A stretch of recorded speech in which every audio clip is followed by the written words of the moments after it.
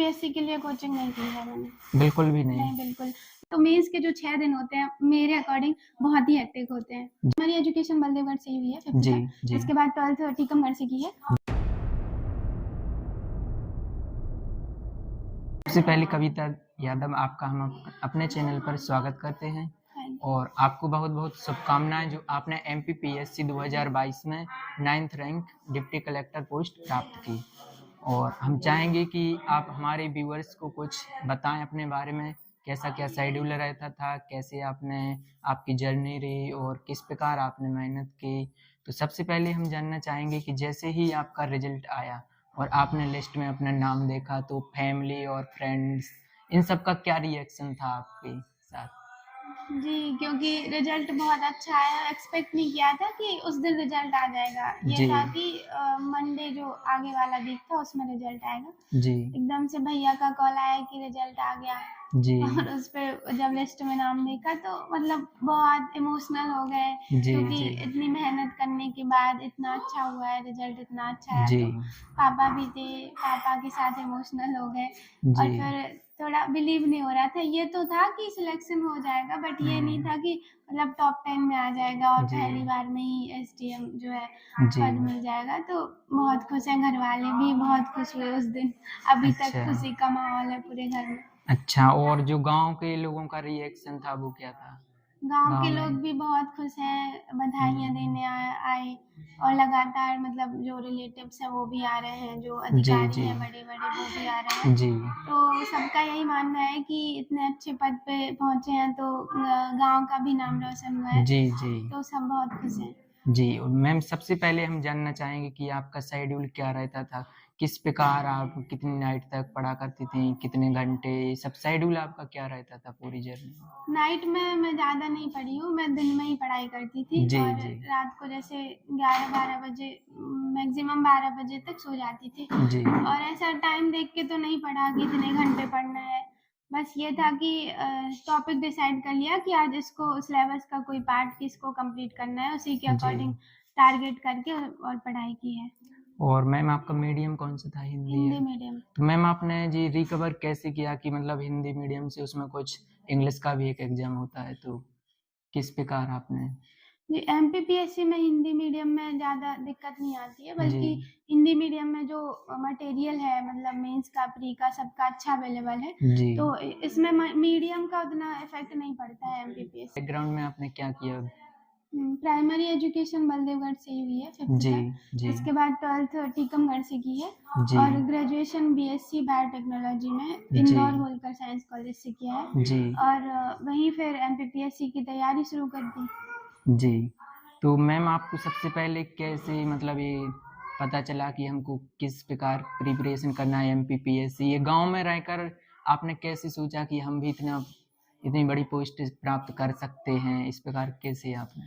12th के पहले तो पता ही नहीं था कि क्या सिविल सेवा होती है, क्या कलेक्टर, क्या डेप्यूटी कलेक्टर। जी, लेकिन 12th के बाद क्योंकि पढ़ाई में इंटरेस्ट था और उसके बाद ये था कि घर वालों को भी था कि कुछ अच्छा करना है, अच्छी पढ़ाई करना जी, है। तो उसके बाद इंदौर गए तो वहाँ देखा कि एमपीपीएससी जैसी भी कोई तैयारी होती है और इससे जी, जो पद प्राप्त होता है तो घर के लिए भी गौरव की बात है और हम समाज के लिए भी कुछ अच्छा कर सकते हैं। तो फिर तैयारी शुरू कर दी।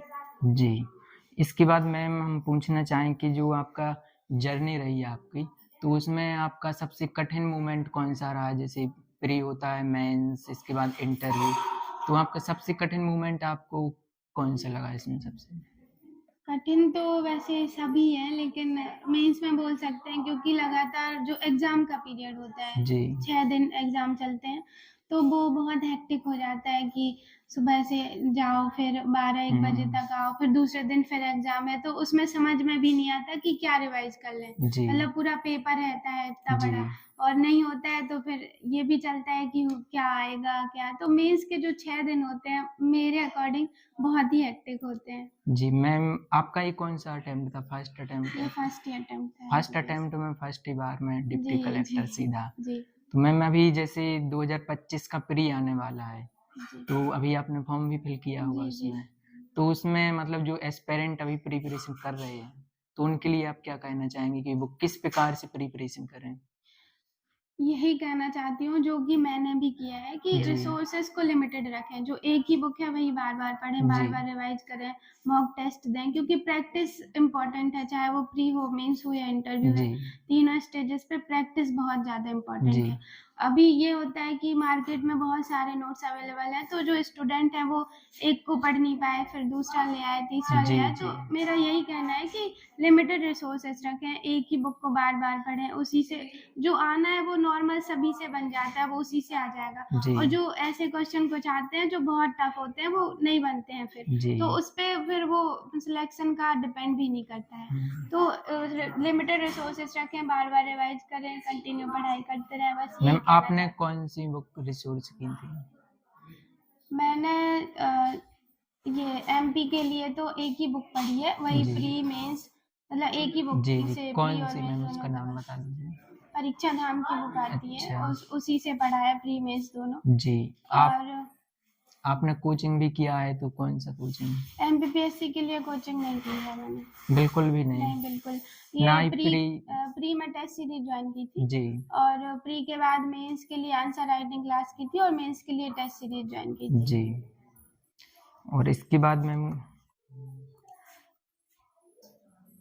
थोड़ा क्लोज कर लीजिए। अब आप प्रशासनिक पद को किस प्रकार देखेंगी और किस प्रकार अपने मतलब जो अभी आपकी ड्यूटी है तो वो किस प्रकार से करेंगी?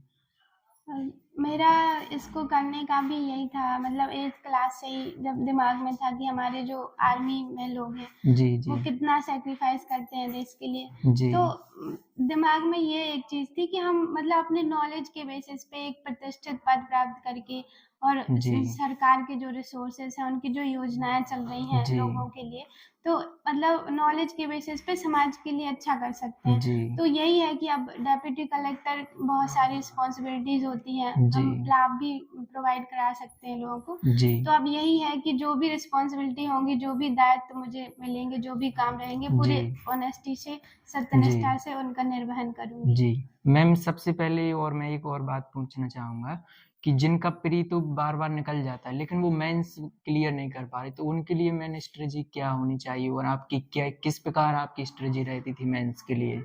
हाँ, ये एक बहुत बड़ी समस्या रहती है क्योंकि जी। मेरे साथ भी कुछ ऐसे रहे हैं कि लगातार उनका प्री निकल रहा है लेकिन जी। मेंस एक भी बार नहीं निकला है। जी। तो यही है कि प्रैक्टिस बहुत ज़्यादा चाहिए और जो लिमिटेड रिसोर्सेस, कीवर्ड्स, जी। कुछ शॉर्ट नोट्स बना के रखो। प्रेजेंटेशन मेन है, जी। मतलब जितना प्रैक्टिस करेंगे अपन को प्रेजेंट करना उतना अच्छा आएगा। तो हुँ। प्रेजेंटेशन भले ही आपको कितना भी नॉलेज है, अगर आप प्रेजेंट नहीं कर पा रहे हैं उसको जी। तो जी। सामने वाले को नहीं पता चलेगा कि आप मैं ये जी। आंसर अच्छा लिख सकते हैं।